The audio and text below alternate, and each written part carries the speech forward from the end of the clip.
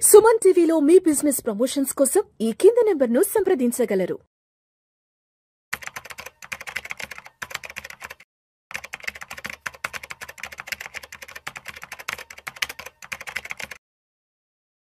అసలు stop loss అనేది ఎలా ప్లేస్ చేయాలి, ఈ స్టాప్ లాస్లో ఎన్ని రకాలు ఉన్నాయి, సో ఈ స్టాప్ లాస్ అనే టాపిక్ గురించి మా ప్రేక్షకులకు డీటెయిల్గా తెలియజేయగలరు. ఓకే అండి. ముందుగా స్టాప్ లాస్ అంటే ఏంటి, లేకపోతే స్టాప్ లాస్ ఆర్డర్ అంటే ఏంటి అనేది మనం అసలు కొత్తగా వచ్చిన ఇన్వెస్టర్స్ కూడా అర్థమయ్యేలాగా ముందు ఒకసారి డిస్కస్ చేద్దాము. ముఖ్యంగా స్టాప్ లాస్ అంటే ఇంట్రాడే ట్రేడింగ్ చేసేవాళ్ళు కానీ, పొజిషనల్ ట్రేడింగ్ చేసేవాళ్ళు కానీ వాళ్ళు ఎంతవరకు నష్టాన్ని భరించగలరు అంటే రిస్క్ రివార్డ్ రేషియో. అంటే నాకు రూపాయి లాభం వస్తే రూపాయి నష్టమే భరించగలను, లేకపోతే 10 రూపాయల లాభం వస్తే 5 రూపాయల నష్టాన్ని భరించగలను అని ఇలా ఒక డెసిషన్ తీసుకుంటారండి. అంటే వాళ్ళ స్ట్రాటజీలో భాగంగా స్టాప్ లాస్ ఆర్డర్ పెట్టుకుంటారు. అంటే ఫర్ ఎగ్జాంపుల్ ఒక ఇన్వెస్టరు 155 రూపాయల్లో, ఒక ట్రేడరు 155 రూపాయల్లో ట్రేడ్ తీసుకున్నాడు, బై చేశాడు.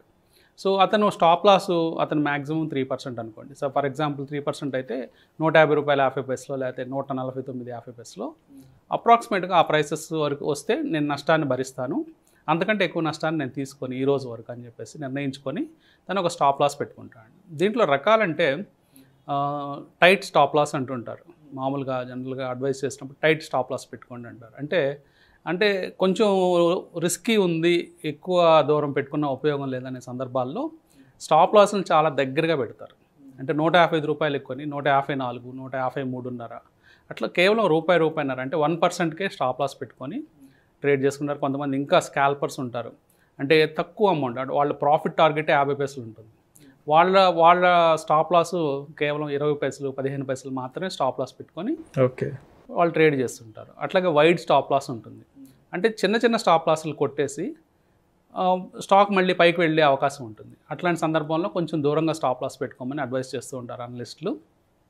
అట్లాంటి సందర్భాల్లో ఇందాక మనం చెప్పుకున్నట్టు 155 రూపాయల దగ్గర కొంటే 149, 150, 151 అట్లా దూరంగా స్టాప్ లాస్ పెట్టుకుంటారు. దీన్ని వైడ్ స్టాప్ లాస్ అంటారు.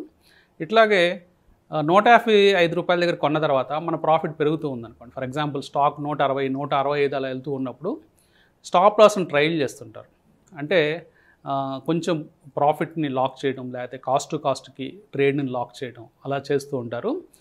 వాళ్ళు ఏం చేస్తారంటే 155 కొన్ని 162 రాగానే 155కి స్టాప్ లాస్ పెట్టుకుంటారు. అంటే వాళ్ళకి ఇంకా నష్టభయం లేదు, కొన్న ప్రైస్ దగ్గరే స్టాప్ లాస్ పెట్టుకున్నారు కాబట్టి ఇంకా పైన వచ్చేదంతా వాళ్ళకి ప్రాఫిట్ కింద ఉంటుంది. అది 162 రూపాయల నుంచి ఫర్ ఎగ్జాంపుల్ 169కి వెళ్తే ఒక 7 రూపాయలు పైకి జరుపుకొని, 8 రూపాయలు పైకి జరుపుకొని 163, 164 అలా పెట్టుకుంటూ ఉంటారు. సో దీంట్లో స్టాప్ లాస్ని పైకి జరుపుకుంటూ వెళ్ళే విధానాన్ని ట్రైలింగ్ స్టాప్ లాస్ అంటారండి. సో ఈ రకరకాలుగా వాళ్ళ స్ట్రాటజీ ప్రకారం ఇది డిజైన్ చేసుకుంటారు, ప్లాన్ చేసుకుంటారు. సో మార్కెట్లో రియల్గా ఆర్డర్ పెట్టేటప్పుడు 2 రకాల స్టాప్ లాస్ ఆర్డర్స్ ఉంటాయి. ఒకటి స్టాప్ లాస్ లిమిట్ ఆర్డర్ అని, అలాగే స్టాప్ లాస్ మార్కెట్ ఆర్డర్ అని ఉంటాయి. అవి లాస్ట్ వీడియోలో మనం డిస్కస్ చేసాం. అంటే ఈ ఫ్రీక్ ట్రేడింగ్ అనే వీడియోలో మనం మీరు చూసినట్లయితే వాటి గురించి మనం డీటెయిల్గా డిస్కస్ చేసాం. ఇవి బేసిక్గా ఉన్న స్టాప్ లాస్ రకాలు. అయితే ఈ స్టాప్ లాస్కి సంబంధించి ఒక స్ట్రాటజీ కూడా నేను విన్నాను, స్టాప్ లాస్ హంటింగ్ అనే ఒక స్ట్రాటజీ కూడా ఉందంటారు కదా, ఏంటి అసలు దాని గురించి క్లియర్గా ఎక్స్ప్లెయిన్ చేయగలరు? స్టాప్ లాస్ హంటింగ్ అంటే రిటైలర్ ఇన్వెస్టర్కి సంబంధం. అంటే రిటైలర్ ఇన్వెస్టర్ దాంట్లో బాధితుడు అండి. యాక్చువల్గా రిటైల్ ఇన్వెస్టర్ దాంట్లో బాధితుడు.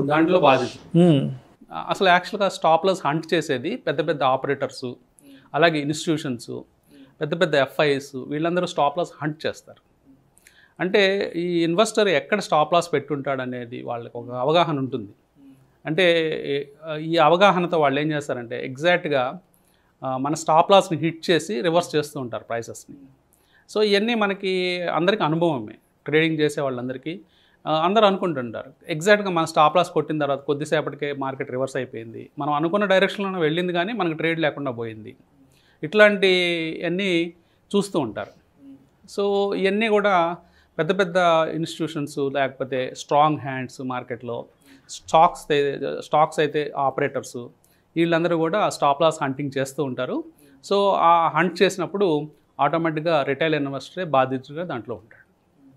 అయితే అంటే ఇన్స్టిట్యూషన్స్కి ఎటువంటి ప్రయోజనం చేకూరుతుందంటారు దీనివల్ల? అంటే ఇక్కడ మనం ఒక చిన్న ఎగ్జాంపుల్ తీసుకుంటే రిటైల్ ఇన్వెస్టర్కి లిక్విడిటీ సమస్య లేదండి. అంటే ఫర్ ఎగ్జాంపుల్ నేను ఒక 500 షేర్లు కొనుక్కోవాలి, లేకపోతే ఒక 1000 షేర్లు కొనుక్కోవాలంటే నాకు మార్కెట్లో పెద్ద ఇబ్బంది లేదు. నేను వెంటనే వెళ్ళి ఒక క్లిక్ ఆఫ్ ద బటన్లో నేను 500 షేర్లు కొనుక్కోగలుగుతాను. కానీ ఒక పెద్ద ఇన్స్టిట్యూషన్స్ వచ్చినప్పుడు వాళ్ళు ఆ రోజు వాళ్ళ టార్గెట్ ఒక 5 లక్షల షేర్లు కొనుక్కోవాలి, లేకపోతే 10 లక్షల షేర్లు కొనుక్కోవాలని ఉంటుంది. సో వాళ్ళు స్ట్రైట్ ఫార్వర్డ్గా వచ్చి 10 లక్షల షేర్లు కనుక కొనుక్కుంటే ప్రైస్ ఎక్కడికో వెళ్ళిపోతుంది. ఆల్మోస్ట్ మనకి క్యాష్ మార్కెట్లో 20% సర్క్యూట్ ఉంటే 20% సర్క్యూట్ హిట్ అయిపోయినా కానీ వాళ్ళకి 5 లక్షలు, వాళ్ళకి కావాల్సిన 10 లక్షల షేర్లు దొరకవు. సో అందుకని ఇక్కడ చిన్న గ్యాంబుల్ చేస్తారు.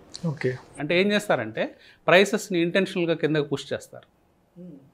కావాలనే పుష్ చేసి ప్రైసెస్ కిందకి వెళ్ళిపోయినప్పుడు ఆ స్టాప్ లాసెస్ ట్రిగర్ అయినప్పుడు వచ్చే వాల్యూమ్ అంతా వాళ్ళు క్యాప్చర్ చేస్తారు. అంటే బిగ్ ప్లేయర్స్ చేతుల్లోనే ఉంటుంది ఇదంతా బిగ్ ప్లేయర్స్ చేతుల్లోనే ఉంటుంది. వాళ్ళకి కావాలి, ఎందుకంటే ఇప్పుడు స్టాక్ని ఒక 2% కిందకి పుష్ చేశారు అనుకోండి, మన స్టాప్స్ అన్నీ హిట్ అయిపోతాయి. మన స్టాప్స్ హిట్ అయినప్పుడు ఆటోమేటిక్గా ఆ వాల్యూమ్ అంతా వాళ్ళకి వస్తుంది.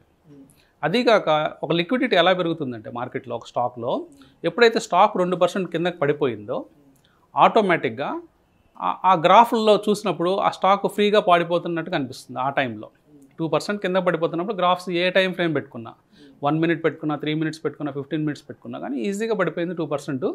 అన్ని లెవెల్స్ బ్రేక్ అయిపోయినాయి. సో ఇక్కడ మనం షార్ట్ చేయొచ్చు అని కొత్త ట్రేడర్స్ వచ్చి ఆటోమేటిక్గా ఆ పాయింట్లో షార్ట్ చేస్తుంటారు. వాళ్ళు చేసే షార్ట్స్ కూడా వీళ్ళు అది బయింగ్ సైడ్ క్యాప్చర్ చేసుకుని వెళ్ళిపోతారు. సో ముందుగా మనం స్టాప్ లాస్లు పెట్టుకున్న ట్రేడర్స్ దగ్గర నుంచి వచ్చే క్వాంటిటీస్, అట్లాగే ఫ్రెష్గా వచ్చి లిక్విడిటీ కోసం ఎవరైతే అమ్ముతారో ఆ వచ్చిన వాల్యూమ్స్ని కూడా మొత్తం క్యాప్చర్ చేస్తారు. ఈ ప్రాసెస్లో స్టాక్ ఫ్లక్చువేట్ అవ్వడం బాగా ఎక్కువ అవుతుంది. ఈ ఫ్లక్చువేట్ అవ్వటం వల్ల ఇంకా ఎక్కువ మంది ఇంట్రాడే ట్రేడర్స్ ఆ పర్టికులర్ కౌంటర్లోకి వచ్చే అవకాశం ఉంది. అట్లాగే ఇంకా స్కాల్పింగ్ చేసే బ్యాచ్లు, అంటే స్కాల్ప్ అంటే కేవలం కొద్ది రూపాయలు పట్టుకునే ట్రేడింగ్లో రూపాయిని క్యాప్చర్ చేసేవాళ్ళు, వీళ్ళందరూ స్కాల్పర్స్ అందరూ వస్తారు. ఎప్పుడైతే అందరూ వస్తారో వాళ్ళకి కావాల్సినంత లిక్విడిటీ పెరుగుతుంది ఆ పర్టికులర్ కౌంట్లో. ఈ స్ట్రాంగ్ హ్యాండ్స్ కానీ బిగ్ ప్లేయర్స్ వీళ్ళందరూ కూడా ఆ వాల్యూమ్ని అంతా క్యాప్చర్ చేసేసుకొని వాళ్ళు బయింగ్ వాళ్ళు ఫిల్ చేసుకుంటూ వెళ్ళిపోతారు. సో అంటే ఓవరాల్గా చెప్పాలంటే ఇంట్రాడే చేసే వాళ్ళకి దీనివల్ల పెద్ద ఇబ్బంది అయితే అంటే ఇబ్బందేనండి. అంటే వాళ్ళ అనుభవంలోకి వస్తుంది. ఇంట్రాడే చేసే వాళ్ళందరికీ దాదాపుగా స్టాప్స్తో ప్రతిరోజు తలకాయ నొప్పే, ప్రతిరోజు స్టాప్స్ కొడుతూనే ఉంటాయి. స్టాప్ లాస్ ఎక్కడ పెట్టినా అది వచ్చి హిట్ అవుతూ ఉంటుంది. సో ఇంట్రాడే వాళ్ళకి తప్పనిసరిగా పెద్ద ఇబ్బంది అని చెప్పుకోవాలి. కానీ దీన్ని తప్పించుకోవాలి, ఎలా తప్పించుకోవాలి, అసలు ఎందుకు స్టాప్ లాస్ ఎక్కడ ఏ లెవెల్స్లో కొడుతుంది అనేది కూడా మనం డిస్కస్ చేయాలి. ఓకే, అంటే ఇప్పుడు మీరు చెప్తున్నట్టు ఇటువంటి ఇబ్బందుల నుంచి రిటైల్ ఇన్వెస్టర్స్ అనేవాళ్ళు సేఫ్ జోన్లోకి రావాలి, ఆ ఇబ్బందుల్లోంచి తప్పించుకొని బయటకు రావాలంటే మరి వాళ్ళు ఎటువంటి ప్రత్యామ్నాయాల కోసం అన్వేషించాలంటారు? అంటే సేఫ్ జోన్లోకి రావాలంటే అదేవిధంగా ఎక్కువగా ఏ లెవెల్స్లో ఇటువంటి ఇబ్బంది జరుగుతుందంటారు? ఏ లెవెల్స్లో ఎక్కువగా ఇబ్బంది జరుగుతుందంటే ఇది అందరికీ తెలిసిన పాయింట్స్ ఉంటాయండి కొన్ని. అంటే మన హైడ్ చేయలేని పొజిషన్స్ ఉంటాయి. అంటే అది అందరికీ తెలిసిపోయిన ఓపెన్ సీక్రెట్స్ అనమాట. ఫర్ ఎగ్జాంపుల్ కొంతమంది స్టాప్ లాస్ ఎలా పెడుతూ ఉంటారంటే ఈరోజు లో పాయింట్ ఎక్కడ ఉంటుందో అక్కడ పెట్టడం, లేకపోతే ప్రీవియస్ డే లో పాయింట్ దగ్గర పెట్టడం, లేకపోతే స్వింగ్ లో ఎక్కడైతే వస్తుందో స్వింగ్ లో దగ్గర పెట్టడం, లేకపోతే పాపులర్ మూవింగ్ యావరేజెస్ ఏదైతే ఉంటాయో 20 కానీ 50 కానీ వాళ్ళ టైం ఫ్రేమ్స్లో ఆ మూవింగ్ యావరేజెస్ కింద ఒక 0.5% లోపల ఆ మూవింగ్ యావరేజ్కిను వాళ్ళు స్టాప్ లాస్ ట్రిగర్ ప్రైస్కిను ఒక 0.5% తేడాలో పెట్టుకోవడం, ఇట్లాంటివన్నీ కూడా ఇవి అందరికీ తెలిసిన పాయింట్స్. సో ఈ క్లియర్గా మనకి పెద్ద దాక్కునే అవకాశం లేదు. సో దీన్ని కంట్రోల్ చేయొచ్చు అంటే కంట్రోల్ కూడా చేయలేము. టోటల్గా అంటే టోటల్గా ఆ ప్లేసెస్ అన్నీ తెలిసిన ప్లేసెసే కాబట్టి, ఓపెన్ సీక్రెట్సే కాబట్టి డెఫినెట్గా అక్కడ ఒక ప్రయత్నం చేస్తారు ఆ పాయింట్స్ అన్నింటిని హిట్ చేయడానికి ప్రయత్నం చేసినప్పుడు ఆటోమేటిక్గా ఎవరైతే స్టాప్ లాస్లు పెడతారో వాళ్ళందరికీ ఆ స్టాప్ లాస్లు ట్రిగర్ అయిపోతాయి. సో మీరు అంతకుముందు అడిగినట్లుగా ఈ మార్గాలు ఏమున్నాయి, ప్రత్యామ్నాయ మార్గాలు సేఫ్ జోన్లో రావడానికి కానీ మనం తప్పించుకోవడానికి ఏమైనా మార్గాలు ఉన్నాయని మనం ఆలోచిస్తే పెద్దగా మార్గాలు లేవండి. అంటే దీన్ని మనం ఏం కంట్రోల్ చేయలేము. ఇది నిత్యం జరుగుతూనే ఉంటుంది అన్ని మార్కెట్స్లో. ఇండియా మార్కెటే కాదు, యూఎస్ మార్కెట్ కాదు, ప్రపంచవ్యాప్తంగా అన్ని టాప్ స్టాక్ మార్కెట్స్లో జరిగే విధానమే. ఇది ఇల్లీగల్ అంటే ఇల్లీగల్ కాదు, ఇది ధర్మమా అంటే ఎథికల్ అంటే ఎథికల్ కూడా కాదు. అంటే ఎథికల్ కాదు, కానీ ప్రతి ఒక్కళ్ళు డబ్బు సంపాదించడానికి వచ్చారు కాబట్టి ఎవరి మార్గాలు వాళ్ళు అన్వేషించుకుంటూ ఉంటారు. స్ట్రాంగ్ హ్యాండ్స్ వాళ్ళకున్న మనీ పవర్తో వాళ్ళు అలా చేయగలుగుతారు. సో వీక్ హ్యాండ్స్ ఏం చేయాలి అంటే రిటైల్ ట్రేడర్స్ ఏం చేయాలి అని మనం ప్రత్యేకంగా చూస్తే మీ యొక్క స్ట్రాటజీ మీద ఫోకస్ ఎక్కువ పెట్టాలి. సో మీ స్ట్రాటజీలో ఇందాక మనం చెప్పుకున్నట్లు ఈజీగా లొకేట్ చేయగలిగే ప్లేసెస్ కాకుండా, అంటే ఆ ప్లేసెస్ని మీరు అసలు చూడాల్సిన అవసరమే లేదు. మీ స్ట్రాటజీలో రూల్ బేస్డ్ స్ట్రాటజీ అనుకోండి, ఫిక్స్డ్ పర్సంటేజెస్లో మీరు ట్రేడ్ చేసుకోవచ్చు, ఫిక్స్డ్ పర్సంటేజ్ స్టాప్ లాసెస్ మీరు పెట్టుకోవచ్చు. మీ ఫిక్స్డ్ పర్సంటేజెస్లో మీకు కనుక లాభాలు వస్తున్నట్లయితే, అంటే మీ బ్యాక్ టెస్ట్ రిపోర్ట్స్ కంటిన్యూస్గా రిగరస్గా చేసి ఈ లాభాలు వస్తున్నట్లయితే మీరు ఫిక్స్డ్ పర్సంటేజెస్ చేసుకొని మీ మోడల్ని రోబస్ట్గా మీరు ట్రేడ్ చేసుకుంటే వెళ్ళిపోవచ్చు. అంటే మీకు సంబంధం లేదు డేలోనా లేకపోతే స్వింగ్లోనా లేకపోతే మూవింగ్ యావరేజ్ కింద ఉందా అనేది కాకుండా ఒక రిగరస్ అంటే బ్యాక్ టెస్ట్ చేసిన తర్వాత వచ్చిన మంచి మోడల్ని మీరు రిలీజియస్గా ప్రాక్టీస్ చేసినట్లయితే మీకు ఆటోమేటిక్గా లాభాలు వస్తాయి. దాంట్లో మనం back test model suppose 30% of the time stops కొడుతూ ఉన్నాయి అనుకోండి, సో మంచిదే. 30% ఆఫ్ ద టైం స్టాప్స్ కొడితే మిగతా 70% కొట్టనట్లే కదా. సో అది మన చేతిలో ఉంటుంది. సో ఇలా రూల్ బేస్డ్ ట్రేడర్స్ అందరూ కూడా వాళ్ళు అంటే ఒక బ్యాక్ టెస్ట్ మోడల్తో సక్సెస్ఫుల్ మోడల్ని ఒక ఫిక్స్డ్ పర్సంటేజ్ ఆఫ్ స్టాప్ లాస్తో వాళ్ళు ట్రేడ్ చేసుకుంటూ వెళ్ళిపోవాలి. సో డిస్క్రిషనరీ ట్రేడర్స్ ఎలా చేయాలి? డిస్క్రిషనరీ ట్రేడర్స్ ఎవరైతే ఉంటారో వాళ్ళందరూ కూడా ఇంకా ఎలాగో వాళ్ళు పూర్తిగా గ్రాఫ్స్ని వీటిని అనలైజ్ చేస్తారు కాబట్టి ఈ స్టాప్ లాస్ హంటింగ్ పాయింట్స్ని వాళ్ళు ఎంట్రీ పాయింట్స్గా మార్చుకోవాలి. హంటింగ్ పాయింట్స్ని ఎంట్రీ పాయింట్స్గా అంటే ఇదివరకు మనం ఒక ప్రైస్లో 150 రూపాయల దగ్గర ప్రైస్లో పెట్టి మనం 149, 148 ఇలా స్టాప్ లాస్లు పెట్టుకుంటే ఎలాగో ఆ పాయింట్కి వచ్చి కొట్టేస్తున్నారు కాబట్టి మన స్టాప్ లాస్ పాయింట్ని ఎంట్రీ పాయింట్గా మార్చుకొని, అంటే 149, 150 రూపాయలు మన ఎంట్రీగా మార్చుకొని 142, 141 అలా ప్రయత్నాలు చేయొచ్చు. దాంట్లో సక్సెస్ రేట్ ఎంత ఉందనేది కొంత బ్యాక్ టెస్ట్ చేసుకొని వాళ్ళు ఆ విధమైన స్ట్రాటజీస్ అప్లై చేసుకోవచ్చు. జనరల్గా స్టాప్ లాస్ హంటింగ్ అని మనది రెగ్యులర్గా గ్రాఫ్స్ని వాచ్ చేసేవాళ్ళు ఇంట్రాడే టైం ఫ్రేమ్స్లో వాళ్ళకి తెలిసిపోతూ ఉంటుంది, పర్టికులర్ పాయింట్స్ వచ్చి హిట్ అవుతూ ఉంటుంది మార్కెట్ అని. సో ఆ పాయింట్స్ని ముందే రికగ్నైజ్ చేసి హంటింగ్ పాయింట్స్నే వాళ్ళు ఎంట్రీ పాయింట్స్ కింద మార్చుకున్నట్లయితే వాళ్ళు కూడా సక్సెస్ఫుల్ ట్రేడర్స్గా మారే అవకాశం. రైట్. అయితే అంటే ఇప్పటివరకు మీరు చెప్పినట్లు స్టాక్ మార్కెట్లో ఇంట్రాడేలో బాగా ఎక్స్పర్టైజ్ అయిన వాళ్ళకైతే మీరు చెప్పినట్లుగా కూడా వాళ్ళు ఇలాంటివన్నీ ఇనీషియల్ స్టేజ్లో ఐడెంటిఫై చేసి కొంత సేఫ్ జోన్లోకి వచ్చే అవకాశం ఉంది. బట్ లాస్ట్ 1.5-2 ఇయర్స్గా చూసినట్లయితే కొత్తగా ఎంతోమంది స్టాక్ మార్కెట్లోకి ఎంటర్ అవుతున్నారు, కొంతమంది లాంగ్ టర్మ్ ఇన్వెస్ట్మెంట్స్కి వెళ్తున్నారు, కొంతమంది ఇంట్రాడేలోకి వస్తున్నారు కదా. అయితే కొత్తగా మార్కెట్లోకి వచ్చి ఇంట్రాడేలోకి దిగే వాళ్ళు మరి ఇవన్నీ ఇనీషియల్ స్టేజ్లో ఎట్లా ఐడెంటిఫై చేసుకొని వాళ్ళు సేఫ్ జోన్లోకి వచ్చే అవకాశం ఉందంటారు? అసలు కొత్తగా ఎంటర్ అయిన వాళ్ళు ట్రేడింగ్ చేసేవాళ్ళు జనరల్గా స్టాప్ లాస్ మెకానిజం అనేది వాడరండి. రైట్. ఎందుకంటే వాళ్ళు జస్ట్ ఏంటంటే వాళ్ళు కన్విక్షన్తో ట్రేడ్ చేస్తూ ఉంటారు. జస్ట్ మనం కొన్నామంటే పెరుగుతుంది ఇట్లాంటి ఆలోచనతో ట్రేడ్ చేస్తుంటారు. సో దానివల్ల భారీగా నష్టపోతారు.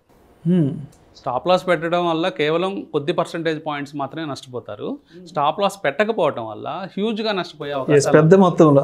అంటే ఆ లాస్ని మనం స్టాప్ చేసుకోలేకపోతున్నట్టే కదా. కొత్త వాళ్ళకి ఇంకా ఈ స్టాప్ లాస్ మెకానిజం గురించి ఎగ్జాక్ట్లీ. సో అందుకని నేను కొత్త వాళ్ళకి సజెస్ట్ చేసేది ఏంటంటే ఇప్పుడు దాకా మీరు ఆలోచన చేయకపోతే స్టాప్ లాస్ పెట్టడం అనేది నేను అంటే డిసిప్లిన్ ట్రేడర్స్కి వచ్చే ఇబ్బందుల గురించి మనం ఇప్పుడు దాకా మాట్లాడుకున్నాం. అంటే అసలు డిసిప్లిన్ ట్రేడింగ్లోకి రండి. ఇప్పుడు దాకా కొత్త ఇన్వెస్టర్స్ ఎవరైతే డిసిప్లిన్ లేకుండా అసలు స్టాప్ లాస్ మెకానిజమే లేకుండా వాళ్ళు ట్రేడ్ చేస్తూ అంటే వాళ్ళకి ఏమవుతుందంటే ఒకరోజు ₹1,00,000 ప్రాఫిట్ వస్తుంది, ఇంకో రోజు 5 లక్షలు లాస్ వస్తుంది, ఇట్లా జరుగుతూ ఉంటాయి. అంటే వాళ్ళ రిస్క్ రివార్డ్స్ ఎలా ఉంటాయంటే రివర్స్లో ఉంటాయి. రిస్క్ ఏమో 4 ఉంటుంది, రివార్డ్ ఏమో 1 ఉంటుంది. సో అందుకని ఆ పద్ధతిలోంచి మానుకొని స్టాప్ లాస్ మెకానిజం పెట్టుకోండి. డిసిప్లిన్ ట్రేడర్స్ని కూడా వాళ్ళు చాలా హంట్ చేస్తారు. డెఫినెట్గా హంటింగ్ ఉంటుంది డిసిప్లిన్ ట్రేడర్స్కి. అయినా కానీ ఆ డిసిప్లిన్ ట్రేడింగ్ వల్ల మీ క్యాపిటల్ ప్రొటెక్ట్ అవుతుంది. క్యాపిటల్ ప్రొటెక్ట్ అయ్యి లాంగ్ టర్మ్లో ఆ క్యాపిటల్ని గ్రో చేసుకునే అవకాశం ఉంటుంది. సో కొత్తగా వచ్చే ఇన్వెస్టర్లకు నేను ఇచ్చే సలహా ఏంటంటే ముందు అసలు స్టాప్ లాస్ మెకానిజం ఎలా తెలుసుకోవాలి, అది చేయకుండా ఉంటే ఇమ్మీడియట్గా చేయటం మొదలు పెట్టుకోవటం మంచిది. అయితే చాలామంది చెప్తుంటారు ఇంట్రాడే గురించి మాట్లాడుకున్నప్పుడు ఇంట్రాడే కానీ చేస్తే రోజుకు ఒక 5,000, 10,000 పక్కన వేసుకోవచ్చు అంటుంటారు కదా. ఇది అంటే ఎంతవరకు పాసిబిలిటీ ఉంది రోజుకు ఒక 5,000, 10,000 తీసి పక్కన వేసుకోవడానికి ఇంట్రాడేలో? అంటే సాధ్యపడుతుంది అంటారా? అంటే అది అంత సులభం కాదండి. అంటే ఇది ఒక స్కిల్ గేమ్. స్టాక్ మార్కెట్ అనేది ఒక స్కిల్ గేమ్. అంటే మనం ఒక స్కిల్ నేర్చుకోవాలంటే ఏదైనా ఒక స్కిల్ నేర్చుకోవాలంటే సర్టన్ టైం పడుతుంది, కొంత ఎక్స్పీరియన్స్ రావాలి. కొంత ఎక్స్పీరియన్స్ వచ్చిన తర్వాత మీరు ట్రేడ్ చేస్తే మీకు డబ్బులు వచ్చే అవకాశం క్లియర్గా స్టాక్ మార్కెట్లో ఉంది, ఈవెన్ ఇంట్రాడేలో కూడా ఉంది. కానీ సక్సెస్ రేట్ వచ్చి కేవలం 1%. సక్సెస్ రేట్ 1% కంటే తక్కువనే చెప్పుకోవాలి. అంటే ఒక 500 మంది ప్రయత్నిస్తే దాంట్లో ఒకళ్ళో ఇద్దరు సక్సెస్ అవుతారు. ఎందుకు సక్సెస్ అవుతారంటే వీళ్ళు ఎన్నో సంవత్సరాలు ప్రాక్టీస్ చేస్తారు. సేమ్ మోడల్స్ ఒక మోడల్ కన్సిస్టెంట్గా ప్రాక్టీస్ చేస్తే ఆ మోడల్లో సక్సెస్ అవ్వడానికి ఛాన్స్ ఉంటుంది. అట్లా కాకుండా 3 నెలలకు ఒక మోడల్ మార్చుకుంటూ వెళ్తే వాళ్ళకి సక్సెస్ రావడం చాలా లేట్ అవుతుంది. కాబట్టి ఇంట్రాడే ట్రేడింగ్ చేసినా లేదా పొజిషనల్ ట్రేడింగ్ చేసినా ఏదన్నా ఒక మోడల్ని మీరు కన్సిస్టెంట్గా ట్రేడ్ చేసినట్లయితే లాభాలు వచ్చే అవకాశం ఉంది. మీరు చెప్పినట్లు రోజుకి 5,000 తీసుకొని రోజుకి 10,000 తీసుకొని ఇట్లా ఒక డైలీ వేజెస్ రూపంలోనో లేకపోతే శాలరీ రూపంలో అట్లా మార్కెట్ ఇవ్వదు. పాసిబిలిటీ లేదు, అసలు పాసిబిలిటీ లేదు. రోజుకి 5,000 వెనకేసేసుకోవచ్చు, 10,000 వెనకేసేసుకోవచ్చు, పాసిబిలిటీ లేదు. అలా పాసిబిలిటీ ఉన్నట్లయితే ఎవరు ఉద్యోగం చేయాల్సిన పని లేదు. ఎగ్జాక్ట్లీ. సో అందరూ స్టాక్ మార్కెట్కి వచ్చి 1,00,000 2 లక్షలు వచ్చేస్తుంది మనం చెప్పినట్టు రోజుకి 5,000 6,000 అంటే. ఇండియాలో అందరూ స్టాక్ మార్కెట్లోనే కూర్చొని రోజు ఇంటికి డబ్బులు తీసుకెళ్లే ప్రాసెస్ పెట్టుకోవచ్చు. కానీ అది లేదు, అది ముందు నమ్మాలి. సో మీరు ఎలా సంపాదన లేదా అసలు ఎవరు సంపాదించలేరంటే అది కూడా రాంగే. సంపాదించే వాళ్ళు చాలామంది ఉన్నారు స్టాక్ మార్కెట్ ద్వారా. కాబట్టి కాకపోతే ఏంటంటే వాళ్ళు చాలా సంవత్సరాలు ప్రాక్టీస్ చేస్తారు, ఒకే సిస్టమ్ను ప్రాక్టీస్ చేసుకుంటూ దాంట్లో రాటు తేలి వాళ్ళు సంపాదన మొదలు పెడతారు. సో అలాంటి వాళ్ళు అడ్వైజులు కానీ అలాంటి వాళ్ళ గైడెన్స్ తీసుకున్నట్లయితే మీరు ఈజీగా డబ్బులు సంపాదించే అవకాశం ఉంటుంది. అంటే మీకు ఒక 5 సంవత్సరాలు ఒక స్కిల్ నేర్చుకోవడానికి 4-5 సంవత్సరాలు పట్టింది అనుకోండి, ఆ టైము ఒక రైట్ గైడెన్స్ ద్వారా 1 సంవత్సరానికి తగ్గిపోతుంది. సో ఈదర్ రామకృష్ణ గారు, సో ఓవరాల్గా ఈ స్టాప్ లాస్ హంటింగ్ అనే ఈ కాన్సెప్ట్కి సంబంధించి ఆల్రెడీ మార్కెట్లో ఉన్న డిసిప్లిన్ ట్రేడర్స్కి ఎటువంటి సలహాలు సూచనలు ఇస్తారు? అదేవిధంగా మార్కెట్లోకి కొత్తగా రాబోతున్న ఇన్వెస్టర్స్ కానీ ట్రేడర్స్ కానీ సో వాళ్ళకి ఎటువంటి సలహాలు ఇస్తారు ఈ స్టాప్ లాస్ హంటింగ్కి సంబంధించి? అంటే మనం క్లుప్తంగా చెప్పుకోవాలంటే అసలు కొత్తగా వచ్చిన వాళ్ళు ఇప్పటిదాకా స్టాప్ లాస్ అనేది తెలియకుండా, అంటే తెలిసినా కానీ వాడకుండా ఉండేవాళ్ళు అది వాడటం నేర్చుకోమని చెప్తాను. దాన్ని ప్రాక్టీస్లో పెట్టమని చెప్తాను. స్టాప్ లాసెస్ పెట్టడం, స్టాప్ లాసెస్ హిట్ అయిన తర్వాత హిట్ కాకుండా వచ్చిన లాభాలు అనుకునే విధంగా ఓవరాల్గా 10 ట్రేడ్స్ చేశారనుకోండి, ఒక 4 ట్రేడ్స్ 3 ట్రేడ్స్ స్టాప్ లాస్లు కొట్టినా మనకు పెద్ద ప్రమాదం లేదు. ఒక 5-6 ట్రేడ్ల నుంచి 7 ట్రేడ్ల దాకా స్టాప్ లాస్ కొట్టకపోతే దానివల్ల వచ్చే లాభాలు ఈ వచ్చిన నష్టాల కంటే ఎక్కువగా ఉంటాయి. కాబట్టి అది ప్రాక్టీస్ చేయమంటాను. అంటే ఇప్పటిదాకా ఇంప్లిమెంట్ చేయకపోతే స్టాప్ లాస్ మెకానిజాన్ని ఇంప్లిమెంట్ చేయమని చెప్తాను. ఆల్రెడీ ఇంప్లిమెంట్ చేస్తున్న డిసిప్లిన్ ట్రేడర్స్ ఎవరైతే ఉంటారో అప్పుడప్పుడు వెక్స్ అయిపోతూ ఉంటారు. ఏంటి ప్రతిసారి మన స్టాప్ లాస్ కొడుతుంది, అసలు పెట్టకుండా ఉంటే కొట్టలేదు కదా అనే ఆలోచన కూడా వస్తుంది. దాని ద్వారా మానేద్దామా, స్టాప్ లాస్ మెకానిజం తీసేసి డిస్క్రిషనరీగా పొజిషన్స్ పెట్టి ఊరిని చూస్తూ ఎప్పుడొకప్పుడు మనకు మనసు తోచినప్పుడు ప్రాఫిట్ బుక్ చేద్దాం అనుకుంటూ ఉంటారు. కానీ కొన్నిసార్లు ఇది నాన్న పులి కథ లాంటిది అనమాట. అంటే పులి ఎప్పుడు వస్తుందో తెలియదు, ప్రతిసారి మనం అలర్ట్గా ఉండాలి. రైట్. కాబట్టి డిసిప్లిన్ ట్రేడర్స్ కూడా 4 సార్లు పుల్ రాలేదు కాబట్టి పెట్టడం అనవసరం అని చెప్పి వెళ్లకుండా ఉంటే 5వ సారి డెఫినెట్గా పుల్ వస్తుంది. పులి రావడం అంటే ఏంటంటే మీ స్టాప్ లాస్ హిట్ అయిపోయిన తర్వాత కూడా మార్కెట్ అదే డైరెక్షన్లో దూసుకెళ్ళిపోతుంది. అప్పుడు మీ లాస్ అపరిమితంగా పెరిగిపోతుంది. అందువల్ల తప్పనిసరిగా డిసిప్లిన్ ట్రేడర్స్ ఈ ఆలోచన మానుకొని ఒక సిస్టమేటిక్గా ఒక బ్యాక్ టెస్టెడ్ మోడల్తో ఒక ప్రూవ్డ్ స్ట్రాటజీతో మీ స్టాప్ లాస్ మెకానిజంని కంటిన్యూస్ చేయమని చెప్తాను. Thank you so much either Ramakrishna గారు. మా ప్రేక్షకులు ఎప్పటి నుంచో అడుగుతున్న ఈ స్టాప్ లాస్ హంటింగ్ అనే టాపిక్ గురించి ప్రేక్షకులకు క్లియర్గా డీటెయిల్గా మీరు నాలెడ్జ్ షేర్ చేశారు. Thank you so much sir. Thank you Vishnu గారు, అలాగే సుమన్ టీవీ ప్రేక్షకులు.